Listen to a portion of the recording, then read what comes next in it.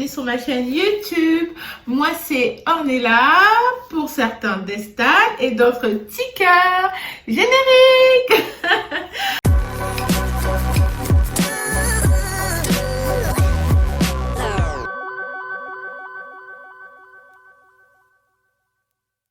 J'espère que vous allez bien et que vous êtes bien installés. Aujourd'hui, j'aimerais bien vous partager un petit sujet qui reste très tabou dans ma communauté.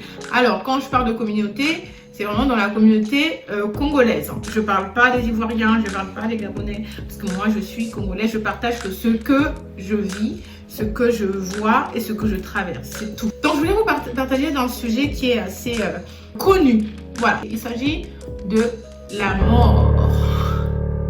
Oui, il s'agit de la mort. Sachez que moi, avec tout ce que j'ai eu à traverser, je côtoie la mort pratiquement tous les jours. Quand j'ai dit je côtoie, ça veut dire je frôle. Ça veut dire qu'aujourd'hui, là, c'est une grâce d'être devant vous. Il y a peut-être certaines personnes aussi qui côtoient la mort comme moi, mais je pense qu'on partage à peu près peut-être le même avis, je ne sais pas trop.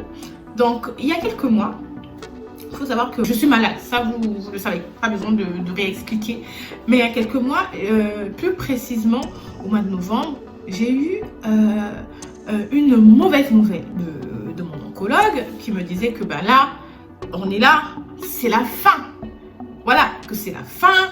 Faudrait annoncer à toute la famille que voilà, c'est bientôt, tu vas t'éteindre quoi. C'était par rapport à mes examens que j'avais effectués, mes examens de contrôle. Donc quand je pars, j'étais partie toute seule en plus, mon mari travaillait. J'avais déjà la boule au ventre. Même si j'avais la boule au ventre, j'avais envie de savoir ce qu'il en était. Et quand j'arrive, je vois mon oncologue. De toute façon, avec mon oncologue, on avait joué carte sur table. Faudrait dire la vérité. Pas besoin de mentir, pas besoin de me couvrir. Moi, j'ai envie de savoir les choses. Est-ce que c'est possible ou pas? Est-ce qu'on peut tenter ou pas? Est-ce qu'il y a encore l'espoir ou pas?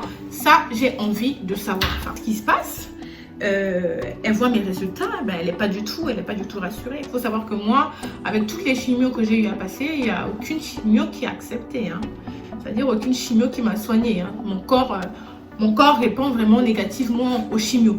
Mais par contre, les dégâts que ça me laisse à l'intérieur, c'est positif.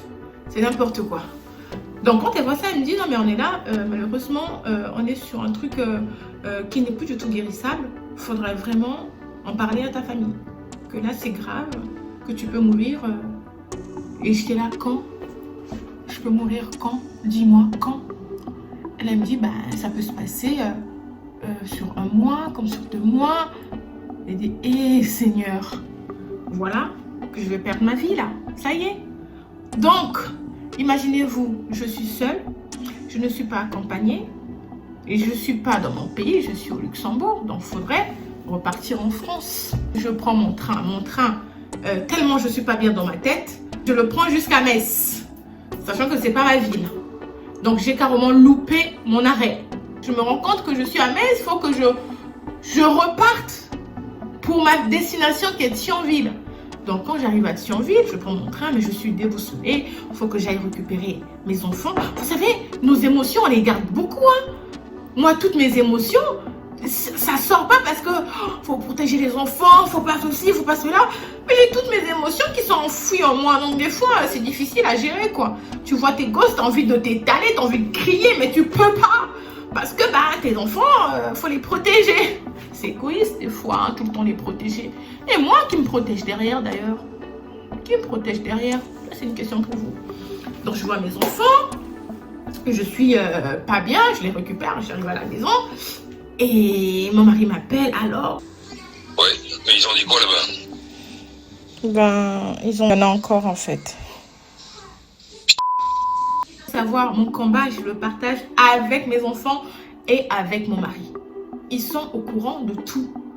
Donc quand je vais à l'hôpital, je leur explique que je vais à l'hôpital pour faire ci, pour faire ça.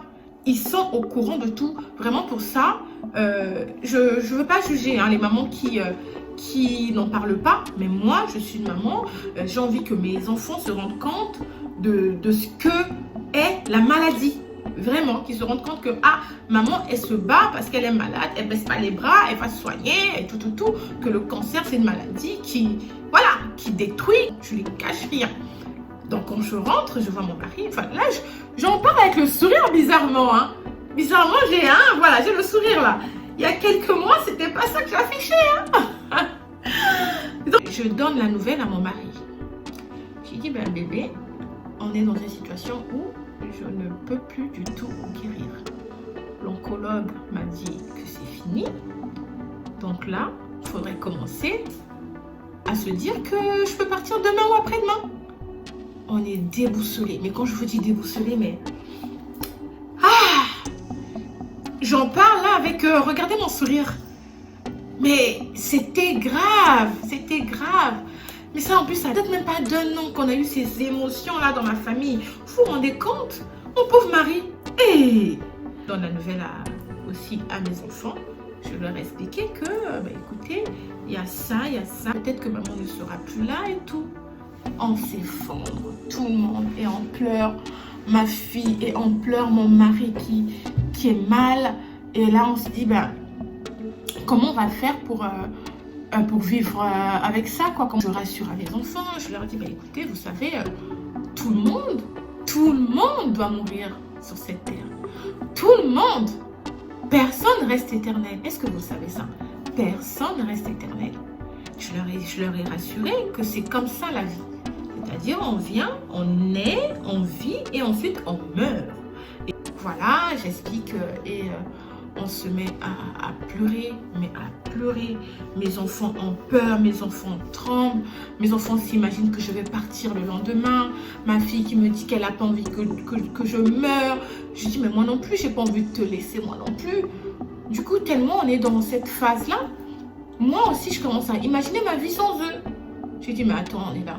Si tu meurs là, qu'est-ce qui va se passer? Tes enfants seront avec qui?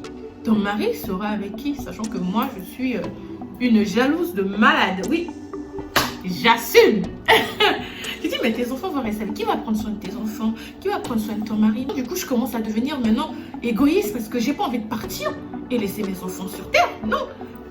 La vie là, c'est-à-dire le monde là, actuel là, il y a maintenant trop de démons. Le monde est pourri. C'est-à-dire, c'est la jungle.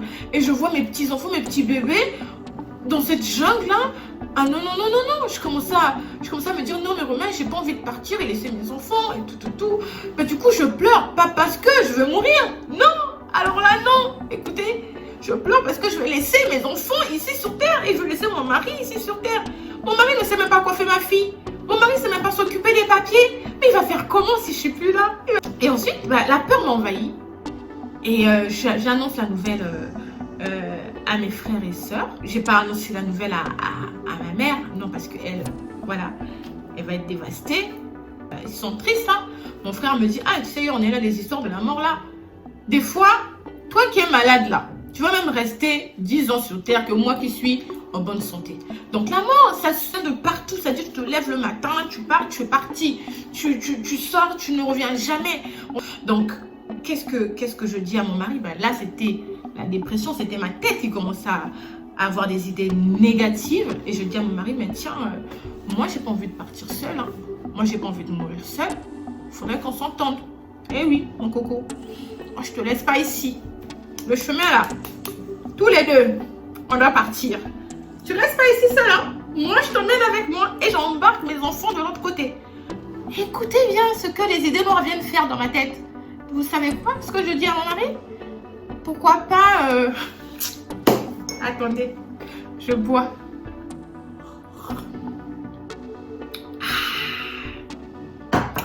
Donc, je disais, prenez-moi comme une petite sœur. Est-ce que ça te dit qu'on meurt tous ensemble, hein? C'est-à-dire, moi, je te tue, je tue les enfants, et je me tue, et on part. Comme ça, personne ne souffre. Personne ne souffre. Mes enfants ne souffrent pas de mon absence. Mon mari ne souffre pas de mon absence. Et moi non plus, je ne souffre pas de leur absence. Mon mari me dit, mais on est là, d'où te viennent ces idées? Pourquoi tu veux qu'on parte? Je lui dis, mais papa, comment tu peux pas compatir un peu, tu vois, à la douleur de ta femme? Il me dit non, on est là, tout sauf ça.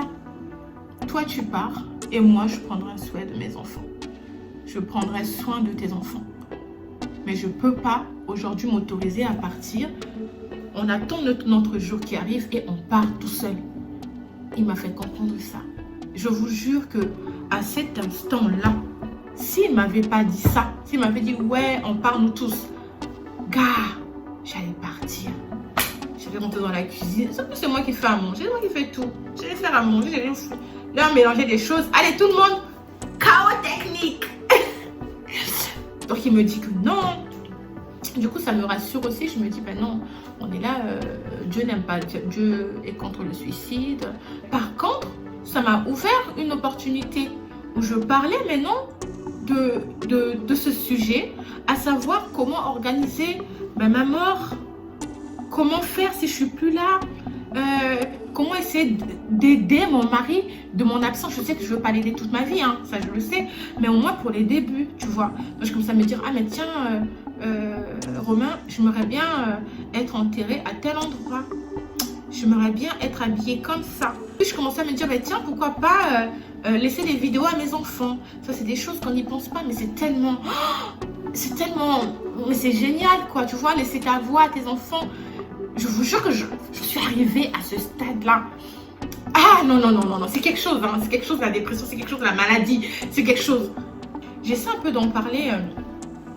sur mon WhatsApp privé et tout, je parle un peu de ce sujet qui est la mort, mais les gens sont sensibles à ça. C'est-à-dire chez nous les Congolais, là, tout sauf ça. Parce que quand tu parles de la mort, ça veut dire que tu vas partir, quoi. La mort va te coller à la peau. Mais non, tout le monde doit mourir. Tout le monde doit mourir. Personne n'est éternel sur cette terre. Personne. Et aujourd'hui, j'aimerais juste vous dire, c'est pas parce que je suis malade que je suis obligée de mourir demain. Non. Je peux vivre 100 ans avec la maladie. Je peux vivre 50 ans avec la maladie. Il y a des maladies qui se soignent. Il y a des maladies qui se maîtrisent. Il y a des maladies qui sont, tu vois, on te localise la maladie, la tac, et puis tu vis. On améliore ta qualité de vie.